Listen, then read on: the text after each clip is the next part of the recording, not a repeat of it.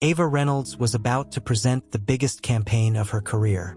Her best friend sat in the back row, recording everything on her phone.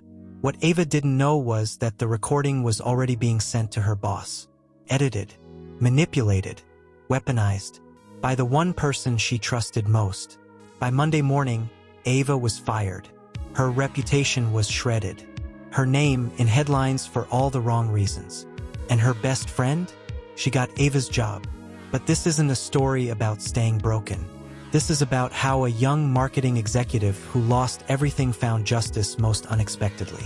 Because what her best friend didn't know was that Ava had kept receipts. Every single one. It all began at Blake & Rowe Marketing, a Manhattan firm known for its high stakes and even higher egos. Ava had just joined the team when Lena Cruz walked up, all poise and confidence. "New girl, right?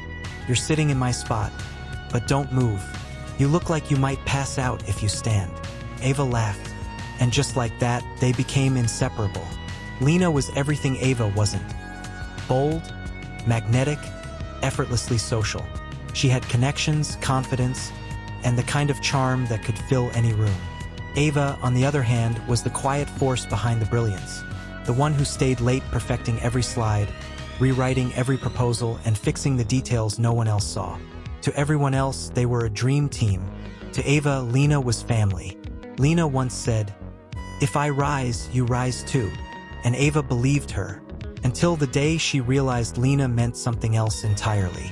The whispers started small, subtle, but soon, Ava noticed colleagues looking at her differently, whispers dying the moment she entered a room.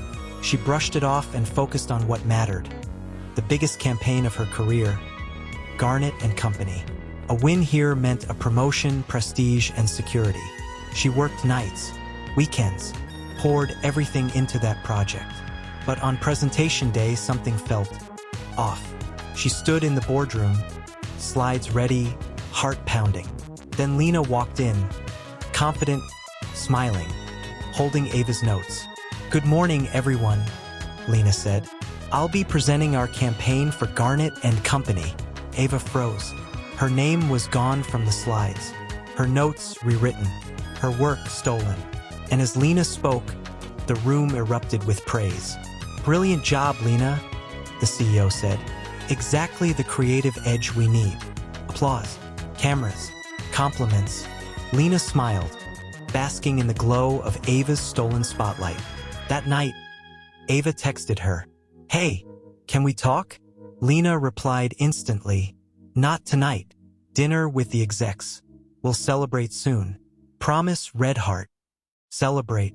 The next morning, Ava arrived early, only to find every file she'd created wiped from the server, her name erased, and an email from HR is waiting in her inbox. "We've received a concern regarding proprietary data usage. Please report to the compliance office." Her heart dropped. By noon, Ava was escorted out of the building. Security guards watched as she packed up 5 years of her life into a cardboard box. In the lobby, Lena appeared, all fake concern and soft smiles. "I'm so sorry, Ava," she said. "You know how corporate can be. Things just happen." Ava's voice shook. "They happen because someone makes them happen." Lena smiled faintly. "Take care of yourself, yeah?" and walked away. That night, Ava sat in her small apartment, lights off, phone buzzing with headlines.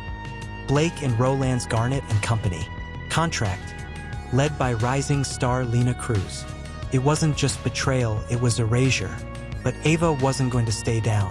She remembered something Lena once laughed about. Metadatas for nerds.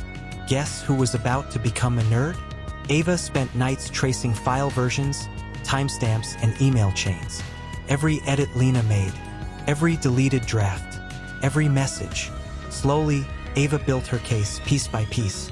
Proof that she was the original author of every idea Lena had claimed as her own. And then, she took it all not to HR but to The Ledger, a well-known business media outlet famous for exposing corporate fraud. When the journalist, Maya Lin, saw the evidence, she said quietly, "You realize this could end her career?" Ava's voice was calm. "She ended mine first." 2 weeks later, the headline hit. The fraud behind the face of Garnett and CO. The evidence was undeniable: timestamps, files, voice memos. Everything Lena thought she'd buried. The internet exploded. Her firm panicked. And Lena Cruz's name, once celebrated, became a symbol of deceit. But Ava wasn't done yet. A week later came the corporate gala. Cameras flashing, reporters everywhere. Lena stood on stage, smiling for the cameras, until she saw Ava. Ava stood near the back, composed, radiant in black. The whispers spread instantly. That's her, the woman Lena betrayed. Lena's smile faltered. She tried to keep going, but the CEO stepped forward, face cold. "Miss Cruz," he said, "we'll need your badge. Effective immediately." The cameras caught it all: the shock, the humiliation, the fall. And Ava? She didn't gloat. Justice didn't always roar. Sometimes it whispered. The next morning, Ava's inbox overflowed. Recruiters, reporters, and fans of her story flooded her with messages. "You're incredible. Your courage inspired our entire team.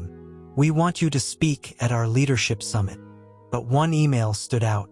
From Maya Lin, the Ledger. "Ava, I'm starting a documentary on women in business who faced betrayal and rebuilt. I want you to be our first story." 6 months later, Ava was standing in front of a packed auditorium, not as the girl who was betrayed, but as the woman who turned pain into purpose. She began her talk with one simple line: "Sometimes the people you trust most will be the ones who test you hardest. But don't let betrayal make you bitter. Let it make you clear."